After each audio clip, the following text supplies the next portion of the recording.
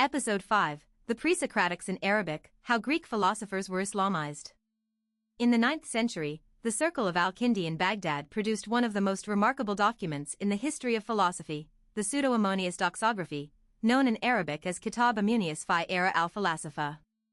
This text systematically attributed Islamic monotheistic teachings to the pre-Socratic Greek philosophers, recasting them as proto-Muslims. The purpose was clear: to show that Greek wisdom and the Quran taught the same truths. Let us examine 4 pre-Socratics who were transformed in this process. Xenophanes of Colophon, who lived around 570 BCE, was the most receptive to Islamic monotheism. His Fragment 23 declares, "One God, greatest among gods and men, not at all like mortals in body or mind." In the pseudo-Ammonius, Xenophanes is described as teaching that God is one, eternal, beyond all human attributes. His concept of a God who shakes all things by the thought of his mind alone was presented as confirmation of the Quranic doctrine of creation. The Arab translators used Quranic vocabulary, the same words for divine unity and omnipotence, to render his sayings. Empedocles of Acragas, writing around 450 BCE, taught that the universe is governed by love and strife, 2 cosmic forces that alternately unite and separate the elements. In the Arabic paraphrase of Plotinus, Empedocles becomes a prophet-like figure who calls on sullied souls to seek help from the universal soul. The pseudo-Ammonius presents him as teaching that sullied souls remain on earth until they call for help from the universal soul, which then supplicates intellect, which supplicates the Creator. This hierarchical mediation is pure Neoplatonism projected onto Empedocles. Pythagoras was transformed from a mathematician and mystic into a monotheist sage.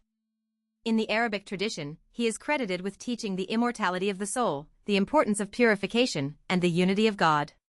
His numerical philosophy was reinterpreted through a Neoplatonic lens. Numbers become emanations from the One.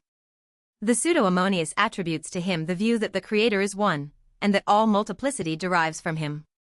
Heraclitus of Ephesus, known for his doctrine that all is flux and that the Logos governs the universe, was similarly Islamized.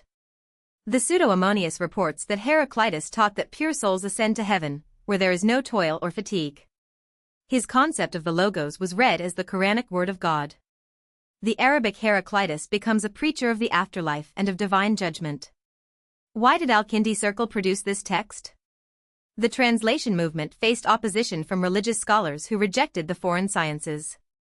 By showing that the ancient Greeks themselves taught monotheism, creation, and the afterlife, the Kindi circle could argue that Greek philosophy was not a threat but an ally of Islam.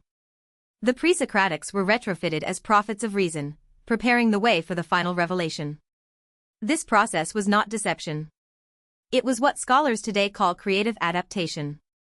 The translators believed that all genuine wisdom comes from a single divine source, so if Greek sages taught truths that agreed with the Quran, it only proved that truth is one.